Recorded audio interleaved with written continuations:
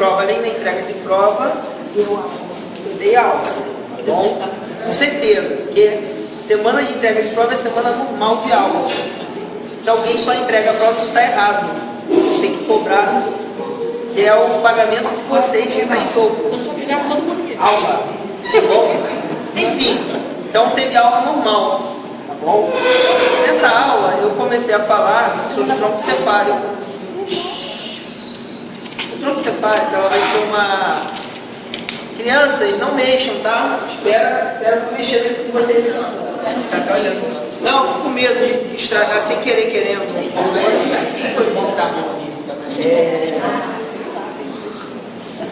Então, pessoal, o tronco cefálico ele vai ser visualizado aqui na base do encéfalo.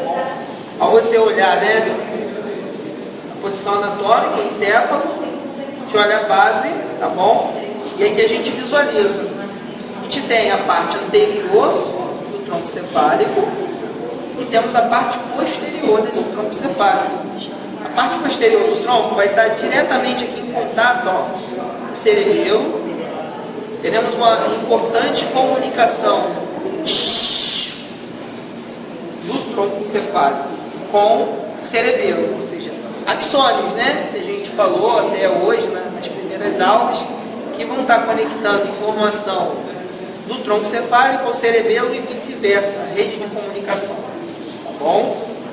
Então, o que a gente precisa fazer para estudar o tronco, né? Precisamos tirar o cerebelo para que a gente tenha uma área melhor de contato visual aqui, bem? Observar algumas estruturas específicas, certo? E como é que se subdivide o tronco cefálico? A gente vai ter uma área mais inferior e menor aqui, que vai ser chamada de bulbo, tá bom? Delimitando o bulbo com uma estrutura chamada de ponte, que seria uma segunda porção do tronco cefálico, teremos um sulco, que é chamado de sulco bulbo pontino, pontino de ponte, tá certo? Que é o sulco que separa a ponte do bulbo, não a estrutura que eu vou cobrar em prova, mas precisam saber que é essa linha aqui que demarca, certo? A ponte, né, vai ser essa estrutura aqui de calibre maior, mais arredondada, bem? Onde, se a gente olhar a vista aqui posterior dela, vamos observar esse ponto aqui, por coincidência ou não, né, a gente tem um pininho aqui que prende na estrutura sintética, né, essa estrutura ao cerebelo, mas é justamente o que acontece aqui nesse local. Axônios estão ligando o tronco cefálico ao cerebelo. Isso acontece de fato. Há uma conexão real, tudo bem? Onde esse ponto é chamado pedúnculo cerebelar, que a gente vai subdividir ele em partes, como vocês anotaram aí, tudo bem? Superior aqui, parte dele coberta pelo telencéfalo, que é a parte do cérebro, então eu preciso tirar, desmontar aqui, para que a gente consiga de uma melhor forma observar as estruturas do mesencéfalo.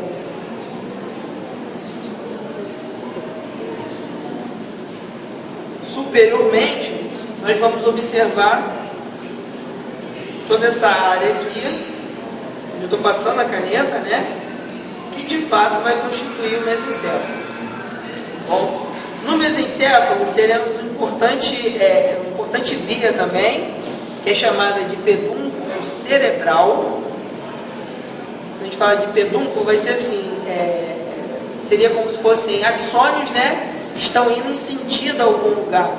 Então, nesse caso, nós vamos ter essas demarcações aqui, essas linhazinhas, né? Olha só. Vocês conseguem visualizar essas linhas? Isso, representam justamente, ó, o sentido das fibras. As fibras estão indo do tronco para o cérebro. Por isso é chamado de pedúnculo cerebral. Tudo bem? Localizado no mesencéfalo. Lembrando que isso é uma visualização externa do tronco cefálico. Tá bom? Então vamos aos pontos, né? Então, a gente já visualizou ele junto com o encéfalo, separado, tá bom? Uma coisa que eu não falei, vou falar agora, além de tudo que eu citei, né? tronco cefálico tem a característica também de ser uma importante via, ou seja, é a via de entrada e saída de informação, o que diz respeito aos pares de nervos cranianos. Onde, se a gente voltar um pouquinho, né? Quando eu dei aula sobre medula, eu falei para vocês que na medula temos saídas dos pares de nervos espinhais. Já no tronco cefálico teremos saída e entrada também dos chamados nervos cranianos. O humano possui 12 pares de nervos cranianos. Tá bom? Desses 12, 10 pares saem da região do tronco cefálico. Professor, você vai cobrar cada um deles? Não, eu não vou cobrar isso de vocês.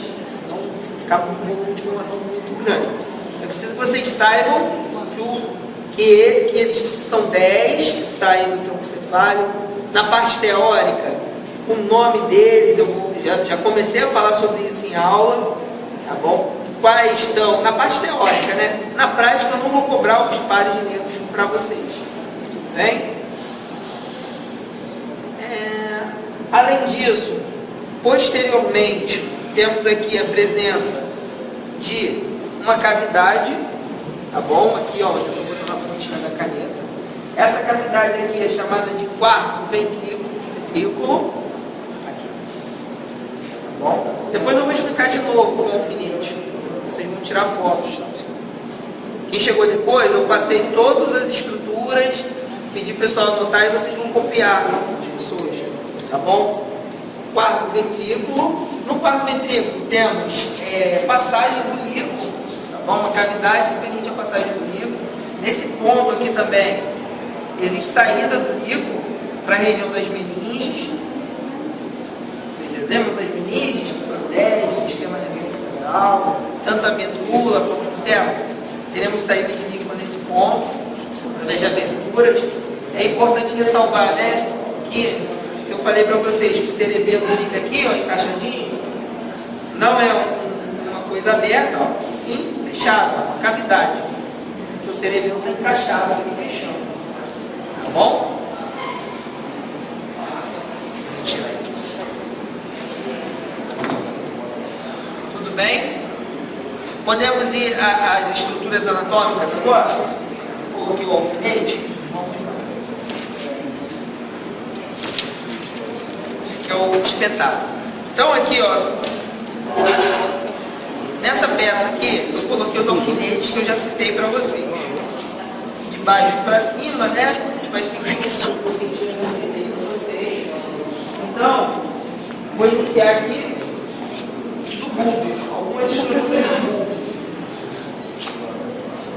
O que a gente vai visualizar aqui na aula passada, na parte teórica, onde eu já expliquei conteúdo específico do bulbo, falei para vocês que o bulbo é uma área do sistema nervoso muito importante no que diz respeito a controle de sistema respiratório e funcionamento cardíaco. Então é um ponto essencial à vida, tá certo?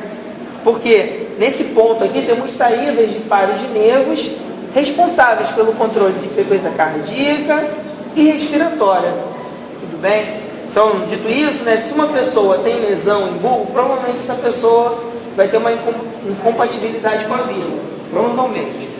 Por conta da ausência desse mecanismo de controle. A lesão no tronco cefálico em si é totalmente complicada. Tá bom? Na vista anterior aqui, então, ou seja, isso aqui é a vista que está voltada para frente.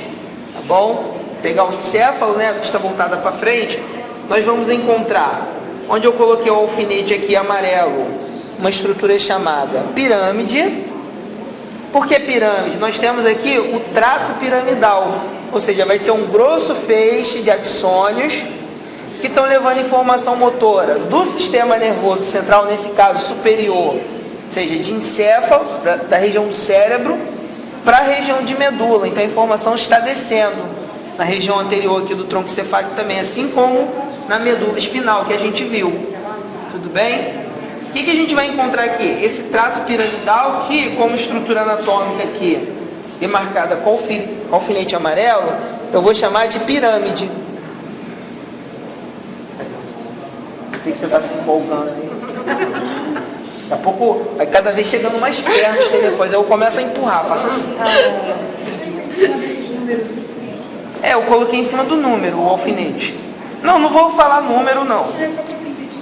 Não, senão eu vou ficar me estendendo além da cor.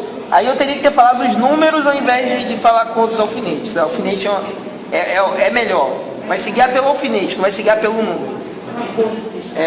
Não, a cor não. Porque a cor eu posso mudar no dia da prova.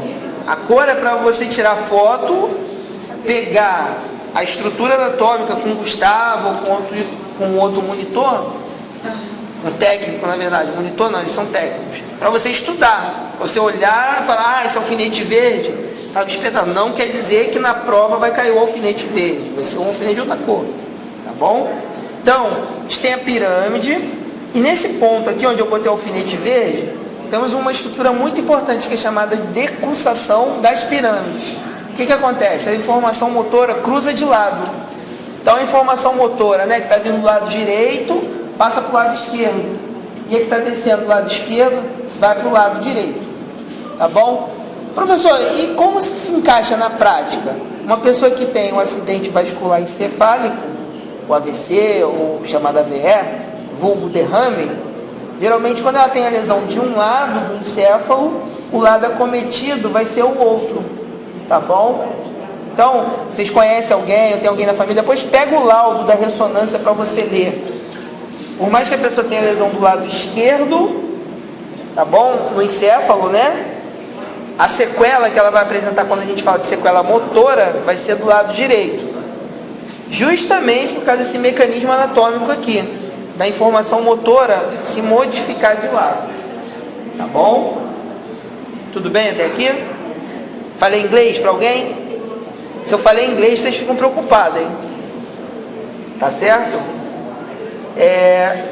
Então a gente tem pirâmide e a decussação das pirâmides, que é o cruzamento desses axônios. Então os axônios que estão do lado direito vão para o lado esquerdo e do esquerdo para o lado direito. Na estrutura cadavérica, no Atlas, vocês vão conseguir visualizar isso. A gente verifica, essa linha aqui, que é a fissura mediana anterior, que a gente viu lá na coluna vertebral, na medula, tá bom? Medula espinal. Tudo bem? Fissura mediana anterior.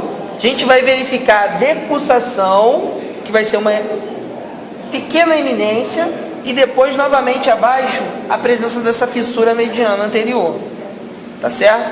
Então, se a gente fosse verificar um cadáver, pegasse um cadáver e fosse olhar aqui, não teria essa linha dividida aqui, seria coladinho, tá bom? Porque nesse ponto tem cruzamento dessas informações. Se vocês olharem no Atlas, depois vocês vão ver. Tudo bem? Um pouquinho superior, a decussação e as pirâmides, a gente tem uma estrutura um pouco arredondada, onde eu vou ter o alfinete branco, que é chamada de oliva, tá bom? A oliva, vou botar o alfinete branco, vai ser um ponto importante, porque nesse local temos núcleos chamados núcleos olivares, que tem importante comando também dessa função respiratória. Respiratória e cardíaca.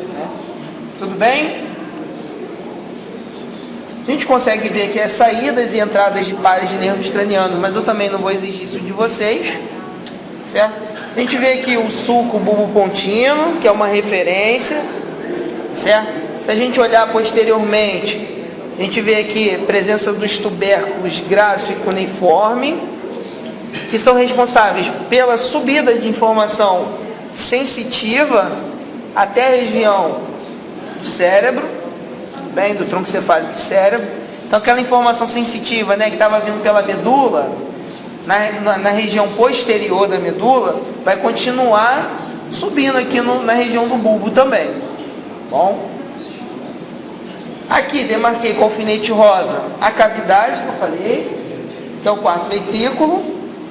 Tudo bem? Botei o alfinete, mas ele representa a cavidade em si. Tá bom? Seria um espaço todinho aqui, mas eu botei o alfinete para vocês terem uma referência. Superior. superior ao sulco bulbo pontino, ou seja, o sulco delimita, né? Bulbo para ponte. Vamos encontrar toda essa área aqui com uma porção maior de tecido, que é chamada de ponte, tá bom?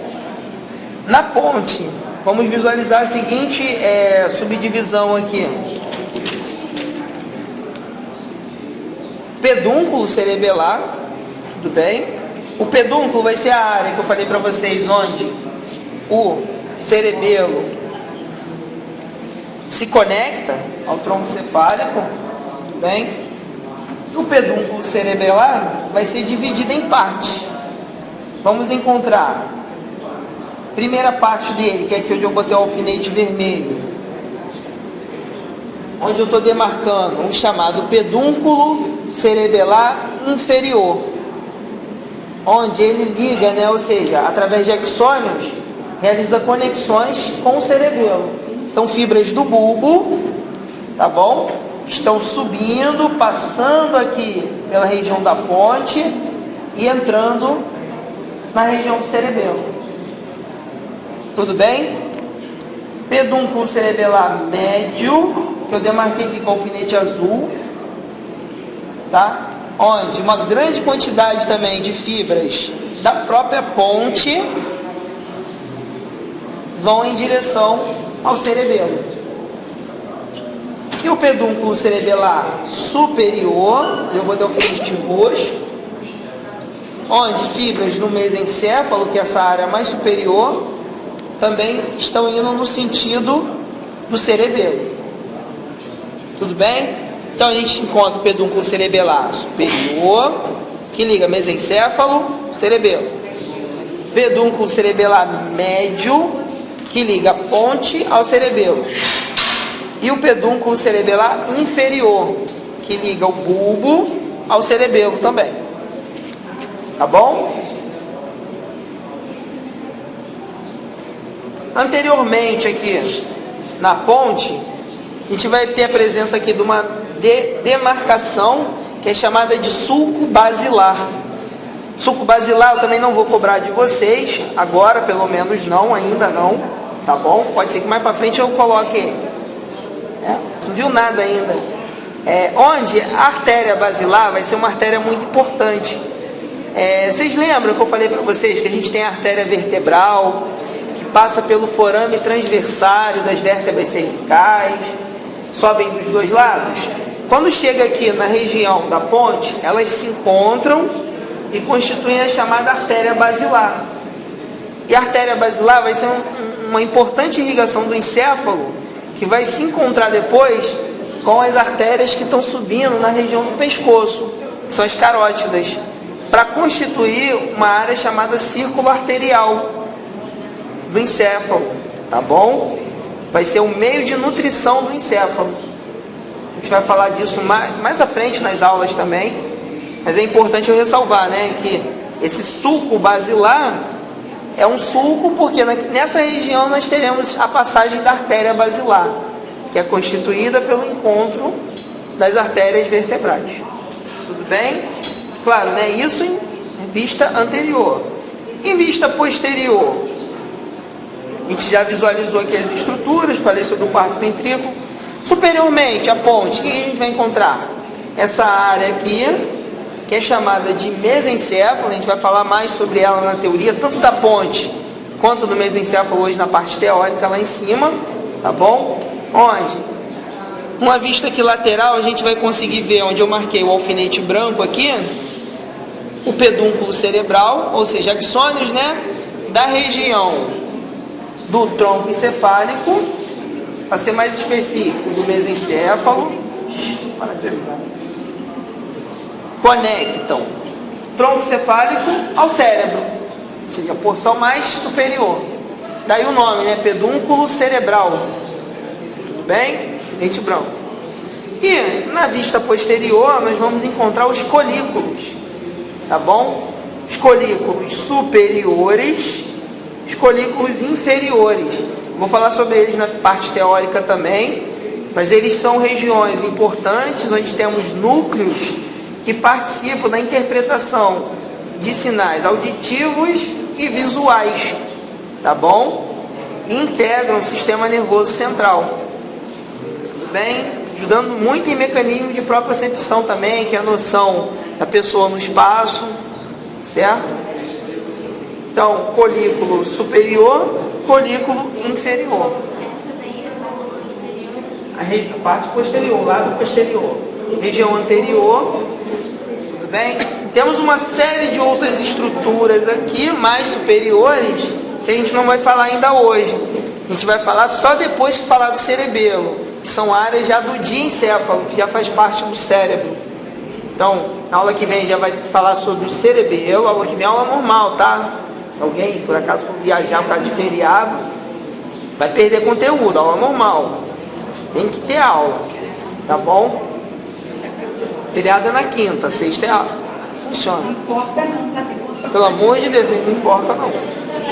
Tá bom? Tudo bem?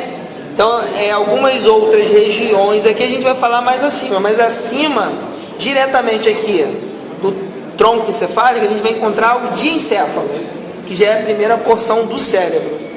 Tá bom? Tudo bem? Então, eu vou deixar aqui, vocês tirarem foto de pertinho, cuidado para não... Oi? Isso aqui? Isso aqui é a glândula hipófise. Só que a glândula hipófise, ela não sai do tronco cefálico, ela sai do diencéfalo. Ela se conecta diretamente, ó, se a gente olhar aqui na vista lateral, com o hipotálamo, que seria esse pontinho aqui. Geralmente arrebenta, o pessoal estudando, mexe, catuca e o negócio estraga. Tá bom? Deixar vocês tirarem foto. Cuidado, olha só, cuidado para não se espetar no alfinete, cair no alfinete. Tá bom?